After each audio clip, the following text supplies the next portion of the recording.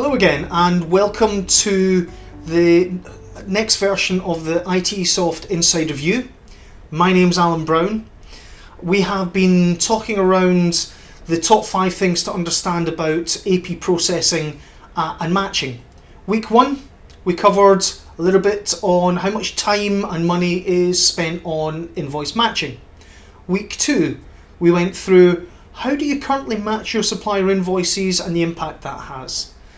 Week 3 talked about do you actually need line item matching and why, which was a really interesting topic. This is week 4 out of 5 for ITESOFT Inside of You. This week we are going to be talking about why are you still receiving non-PO invoices. Every single organisation I go into has a combination of PO and non-PO invoices. Depending on the organisation I go into, most of them generally tend to have a reasonably high level of PO invoices. There are a few, they tend to be the exceptions, these organisations that have an incredibly low PO rate going on within their organisation, or are essentially, in these cases, non-PO 100% based. There are these organisations that still receive PO invoices that have retrospective POs, which are essentially exactly the same. So, why are we talking about this? Well, this is because non-PO invoices are a nightmare. They cause real migraine headaches within organisations, not just within AP, but within the wider business. Why is that? Well, one of the reasons, and there are many reasons to this that I'll come into as part of it, but there are delays in handling these invoices because the level of automation that you can apply into this is difficult. But outside of automation, why would you not have a PO for as many of your invoices as you would want to have? So, for instance, outside of, invoices that you're going to have coming through from government organisations, which tend to be the bane of most organisations' lives, where you will never ever get a purchase order out of them, but they demand one from you, then how do you deal with that? Sometimes utility companies can be a little bit like that as well, and occasionally phone providers or communication providers will be a bit like that. And there's an element of how do you code them up? Who's it going to go to? Do you need to have multiple approvals for these in place? So why do you still have them in place? Why can you not get these suppliers to be able to provide you some level of PO capability that's going on? Now, if we then come to things like some external regulation that's in place, like duty to report, where there is a requirement within that for purchase orders on invoices to be able to move you forward, and they can be a huge step to ensuring that payment terms are being met and that you're able to report out on the payment times for these suppliers, minimising your processing costs. It's relatively simple. So have you actually thought about going back to the parts of the organisations that you have where they're ordering goods that don't have a purchase order on it? Now, I know lots of organisations, and actually, if we speak with councils, they tend to be really good about trying to put a no pay or no PO, no pay policy in place. But often, for a lot of these organisations, and especially with public sector, they tend to have limited success, which invariably means that that's because the policy is not actually being enforced well enough with the suppliers they're working with. Why is that the case? Well, this means that you need to have some strong backing within your organisation, both internally as well as externally to your suppliers, about why you've put this policy in place and what the benefit to your supplier is going to be about payment terms. Isn't that the whole point of DTR, for instance, that we can tell you on average who are good suppliers or who are good organisations to their suppliers about when and how they're paying?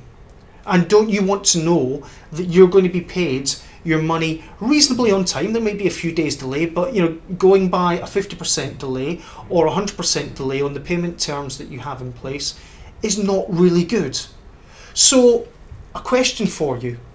As part of looking at some of the things you need to know within AP and why you're looking at this from an automation perspective is, why are purchases still being made without a purchase order that aren't going through just purely as an expense? So an expense would be, you've been out to a meeting, you've had to buy a train ticket to be able to get to your meeting, for instance, or you've had to buy lunch as part of going to that meeting.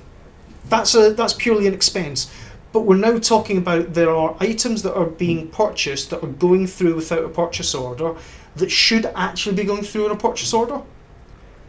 How are you challenging that within your organisation? Why wouldn't you want to challenge that within your organisation?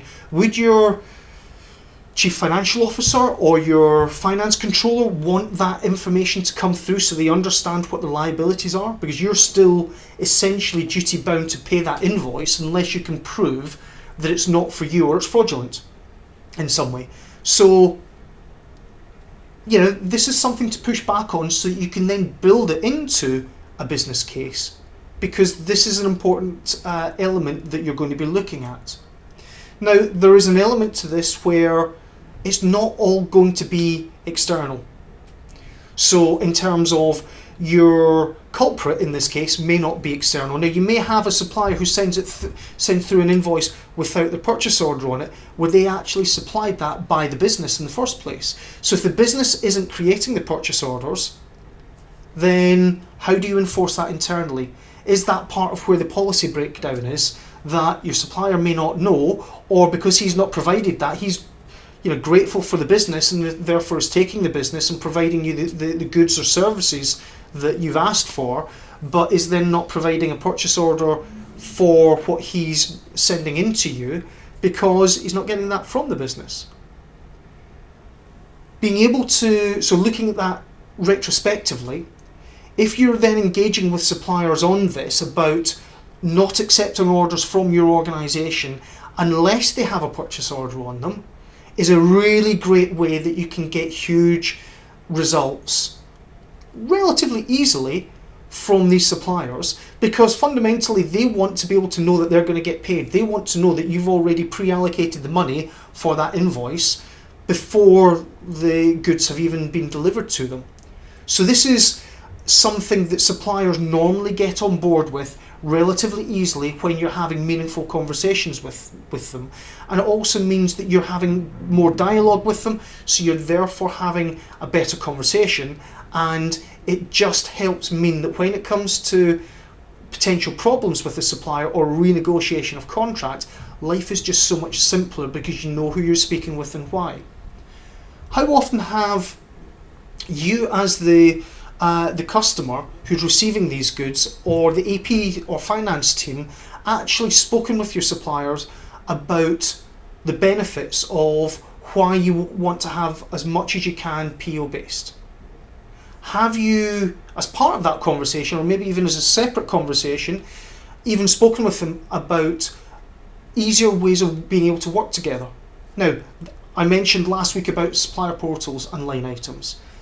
There are supplier portals out there that can help make it easier to work with when it's the benefits that you're looking to be able to get into under ITESOFT. And we have a supplier portal as part of this that delivers huge value to organisations, and it makes it their life easier as a supplier to get the information that they want for their internal purposes. So one of the things I would like you to be able to take from this is go back into the business, speak with them about why don't they do POs? Is it just purely down to laziness? Is it because no one's actually challenging them about the way they're doing things? For instance, here's a good one. How often do they go over on their budget? And a lot of that will be to do with there's no accountability, because they've got non-PO invoices that you're duty bound to actually pay, and they go, I can get away with it. Well, that's not about being responsible and accountable in the business. Thank you very much for your time. Hopefully you found this week very enjoyable on non-PO invoices and why it's happening. Look forward to speaking with you next week in part 5. Have a great day.